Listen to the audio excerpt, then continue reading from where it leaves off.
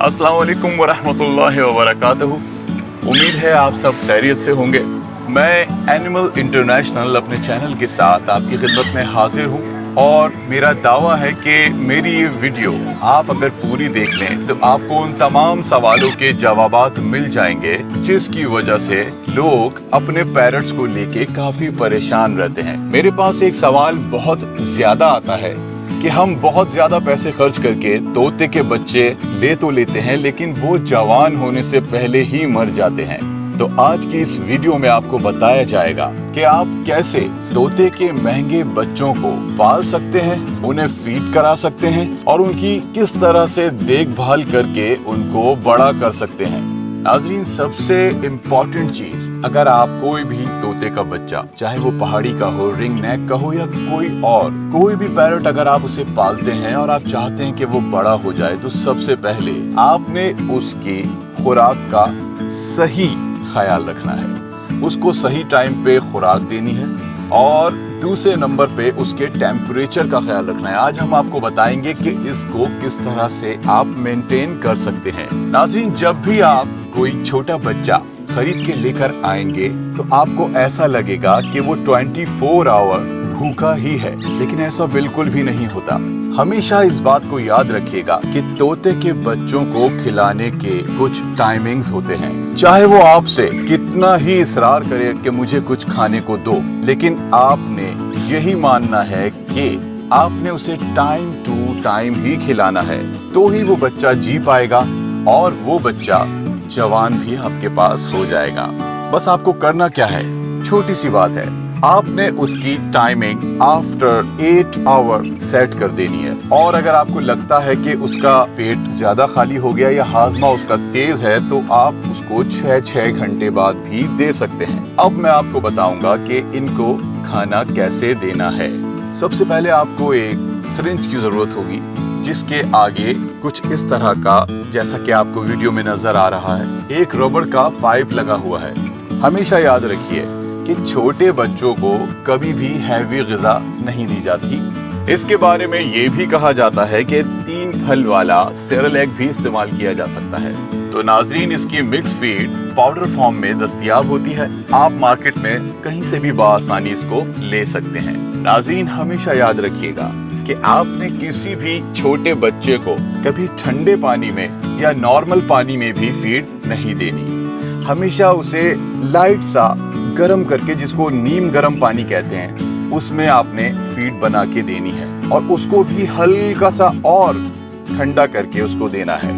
Syringe में ML के हिसाब से साइजेस मेंशन हुए होते हैं, तो आपने हमेशा याद रखना है कि 1 से 2 माह तक के बच्चे को 30 ml से ज्यादा आपने फीड नहीं देनी। जब बच्चा 2 महीने से ऊपर निकलेगा तो वो फीड खुद से मांगना थोड़ा सा कम कर देगा।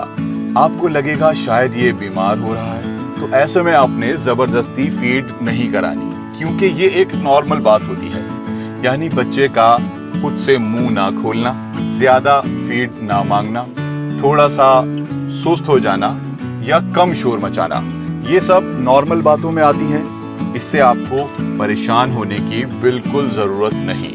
इसके बाद पैरट का वो वक्त शुरू हो जाता है जब वो खुद से बाइट करना शुरू कर देता है। आप उसके आगे कोई भी फ्रूट जिससे उसका पेट ज्यादा खराब ना हो और कुछ ऐसा सख्त वो ना खा पाए, ये वही वक्त होता है जब पैरट बाइट करना शुरू करता है और खुद से ग़िज़ा लेने की कोशिश करता है। तो ऐसे में आपने कुछ लाइट फ्रूट्स या कोई सब्जी जैसे लौकी का पीस या कोई फ्रूट में अमरूद, केला, ऐसी चीजें उसके आगे ट्रे में जरूर रखनी है ताकि वो उसको बाइट करने की कोशिश करे।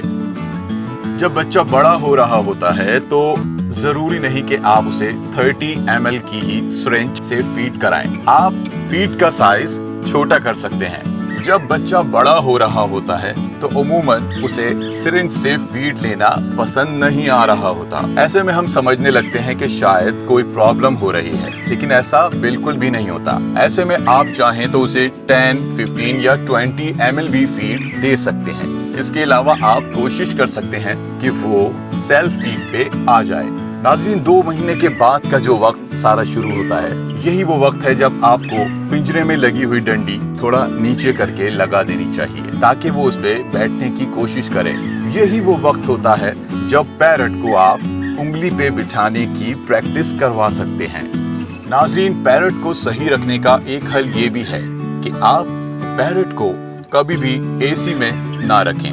اے سی کے علاوہ اسے آپ پنکھے کے نیچے بھی نہ رکھیں تو وہ اس کے لیے بہتر ہے، اور جب اس کے سونے کا ٹائم ہو تو اسے ایسی جگہ رکھیں جہاں شور شرابہ بہت کم ہو تاکہ وہ اپنی نیند پوری طرح لے سکے۔ ایسا کرنے سے ناظرین ہمیشہ یاد رکھیے گا کہ بچہ صحت مند رہتا ہے۔ ایک اور اہم سوال کا جواب میں آپ کو دیتا چلوں جو کہ ایک بہت امپورٹنٹ سوال ہے۔ ناظرین اگر آپ چاہتے ہیں کہ آپ کا طوطا وائلڈ نہ ہو یعنی جنگلی نہ ہو جائے تو آپ نے اسے پنجرے میں کم سے کم رکھنا ہے۔ یہ وہی عمر ہے کہ جب آپ نے اس کو باہر نکالنا ہے، اپنی گود میں بٹھانا ہے، اس کو ہاتھ لگانا ہے، اس کو ڈرانا بالکل بھی نہیں ہے، اور مختلف گھر کے لوگوں کی ڈیوٹی لگانی ہے۔ 15 منٹس بھی ایک دن میں بہت ہے اگر کوئی اس سے باتیں کرے یا اس کو ہاتھوں میں لے کر ہی بیٹھا رہے، تو اس سے کبھی بھی پیرٹ وائلڈ یعنی جنگلی طوطا نہیں بنتا، اور نہ ہی پنجرے میں ہاتھ ڈالنے سے وہ پھڑپھڑاتا ہے یا آپ سے دور بھی نہیں بھاگتا۔ ناظرین ایسا کرنے سے طوطے کو آپ کے ساتھ رہنے کی عادت پڑ جاتی ہے۔ طوطا آپ کو اپنے گھر کا فرد سمجھنے لگتا ہے، طوطا اپنے آپ کو آپ کے گھر کا فرد سمجھنے لگتا ہے۔ 2 سے 3 مہینے کے بعد اس وقت کا آغاز ہو جاتا ہے جب طوطا کوئی بھی چیز کاپی کرنے کے قابل ہو جاتا ہے۔ بے شک آپ کو سنائی نہ دے لیکن وہ سن رہا ہوتا ہے اور اپنے ذہن میں بٹھا رہا ہوتا ہے۔ آپ جیسے ورڈز اس کے سامنے بولیں گے، آپ سے جو چیز سکھانا چاہیں گے وہ اپنے دماغ میں بٹھاتا رہتا ہے۔ بالآخر ایک وقت ایسا آتا ہے کہ وہ بول پڑتا ہے اور آپ کہتے ہیں واو، یہ تو ہم اس کے سامنے بولا کرتے تھے۔ تو یہی وہ عمر ہے جس وقت انتہائی خیال رکھنا پڑتا ہے۔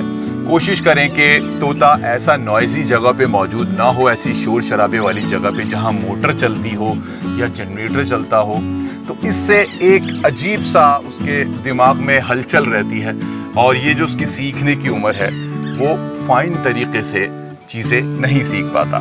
تو بہتر یہ ہے کہ آپ جو چاہتے ہیں اس سے بلوانا وہی اس کے ساتھ بولیں، اس کو رٹا لگائیں۔ ہمیشہ یاد رکھیے گا ناظرین کہ طوطے ہمیشہ رٹا لگاتے ہیں۔ اور آخر میں آپ کو بتاتا چلوں کہ جب آپ کا مٹھو آپ کو لگے کہ اب یہ خود سے کھانے لگا ہے تو یہ ہر طرح کی نیچرل سبزی، فروٹ، ہر چیز کھا سکتا ہے۔ اس کے علاوہ یہ ڈرائی فروٹس کھاتے ہیں، اس کے علاوہ یہ دالیں کھاتے ہیں، اس کے علاوہ سب سے بہترین غذا جو ان کے لیے ہے وہ ہے کالا چنا، جو ان کو صحت مند بھی رکھتا ہے، ان کے دماغ کو بھی درست رکھتا ہے۔ اور اس کے علاوہ کچھ اور بھی غذائیں موجود ہیں جو مارکیٹ میں بنی بنائی ریڈی میڈ فیڈ کے طور پہ آپ کو بآسانی مل جائیں گی۔ لیکن ناظرین میں پھر بھی آپ کو یہی مشورہ دینا چاہوں گا کہ جب طوطا خود سے کھانا شروع ہو جائے تو اسے نیچرل فیڈ پہ ہی رکھا جائے۔ مجھے دعاؤں میں یاد رکھیے گا، میرے چینل کو سبسکرائب کیجیے گا، میں ایسی ہی انفارمیٹیو آپ کے لیے ویڈیوز لے کر آتا رہوں گا۔ بہت بہت شکریہ، فی امان اللہ۔